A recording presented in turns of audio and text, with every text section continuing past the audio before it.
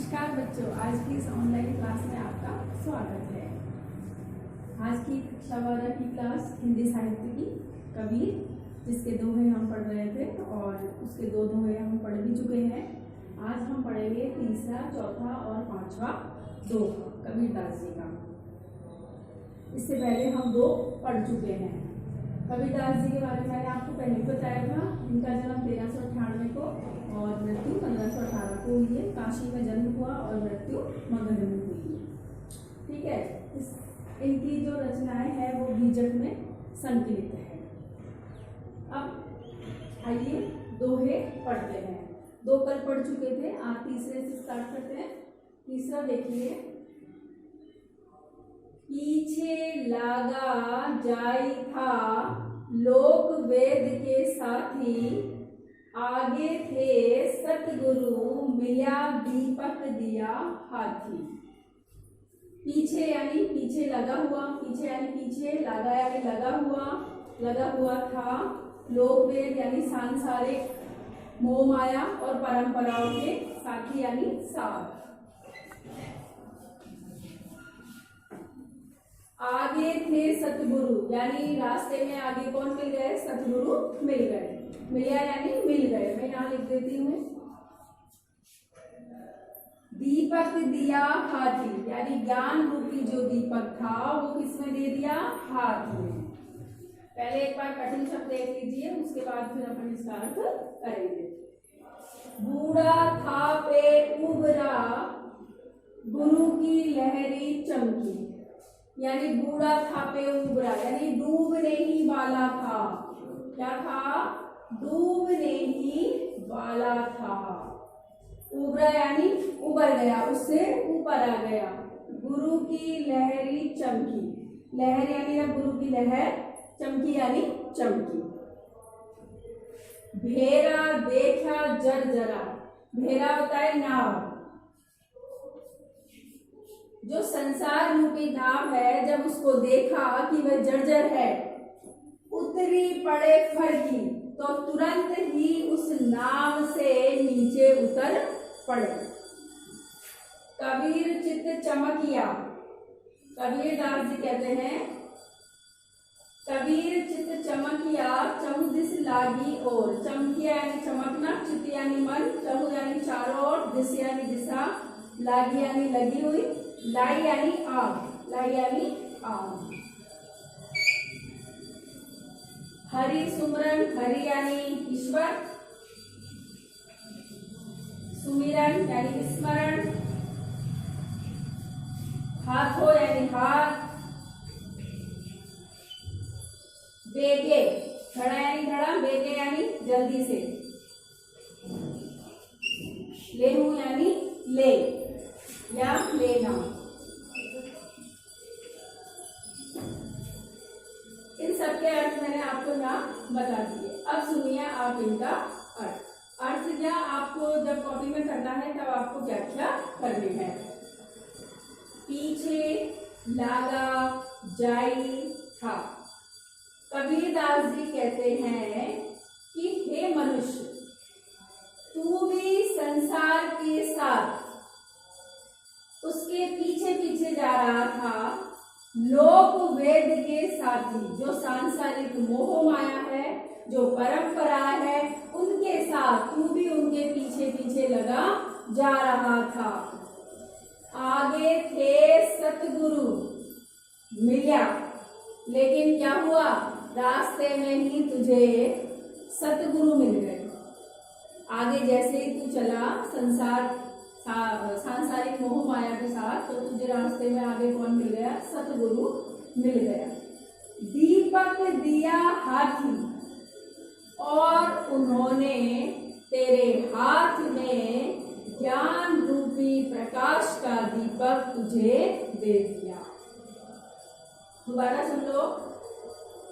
पीछे लागा जाई था लोक वेद के साथी, कबीरदास जी कहते हैं, हे मनुष्य, तू भी सांसारिक मोह माया और परंपरा के साथ पीछे, जैसा लोग कर रहे हैं वैसे तू भी उनके साथ लग गया था।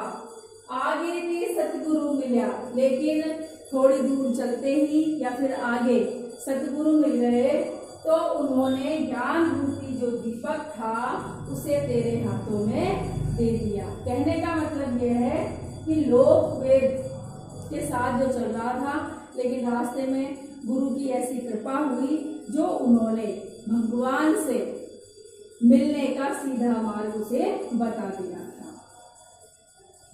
दूसरा देखिए, बूढ़ा था पे उबरा, गुरु की लहरी चमकी। यानी गुरु को ईश्वर से भी बड़ा बताया गया है। गुरु का स्थान सब में उच्च माना गया है, ठीक है ना। बूढ़ा था मैं उबरा, कबीरदास जी कहते हैं कि मैं डूबने ही वाला था, मैं डूबने ही वाला था, गुरु की लहरी चमकी। लेकिन गुरु की लहर चमकी तो मैं डूबने से बच गया।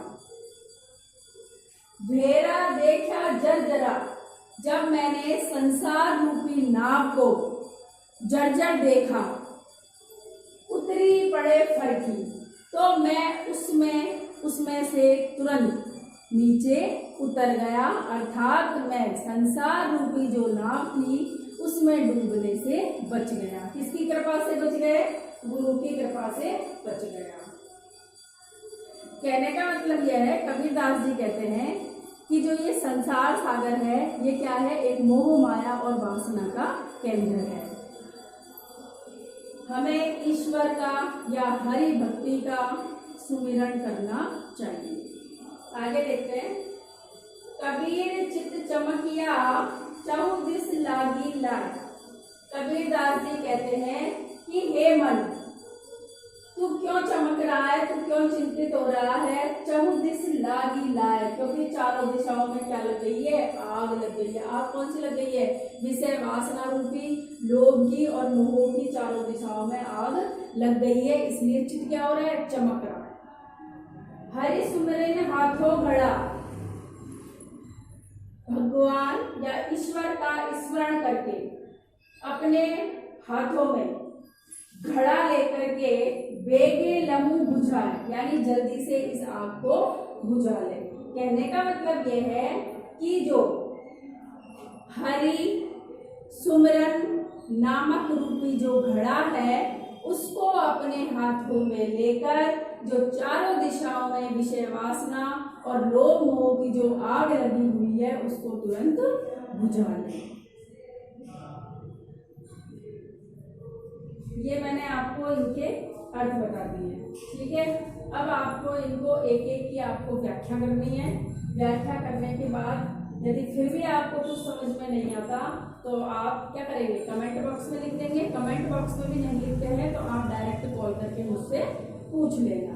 इन सब की व्याख्या करनी है।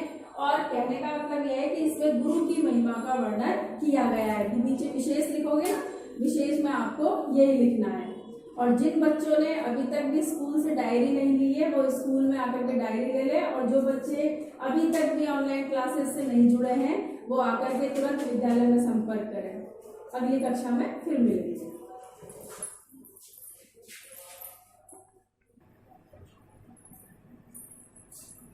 देखिए बच्चों, अभी 3 पढ़े थे, तीसरा, चौथा और 5वां, 6वां और 7वां अभी पढ़ेंगे। मैंने आपको कहा था कि इन सब की क्या करनी है? व्याख्या करनी है। ऐसे ही तो देख लेते हैं आप।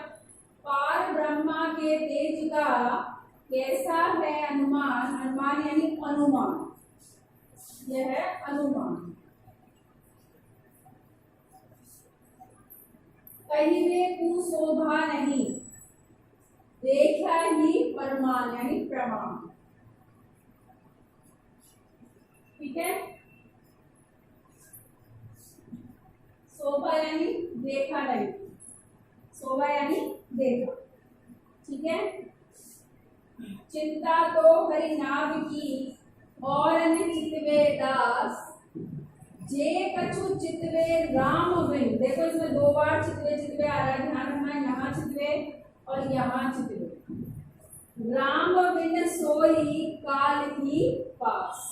अब देखो, चिंता तो दास, चितवे होता है चिंतन करना, क्या होता है, चिंतन करना। जे कछु चितवे राम वे सोई काल की पास। अब इसमें आपको बताना है कि कौन सा अलंकार है। मैंने लिख दिया यहाँ पर यमक अलंकार है, यमक और अनुप्रास अलंकार है। अब आप मुझे बताओगे कि इसमें ये क्यों है, ये आप मुझे लिख करके बताओगे कमेंट बॉक्स में, ठीक है। कमेंट बॉक्स में लिख करके बताओगे अनुप्रास और यमक अलंकार क्यों है।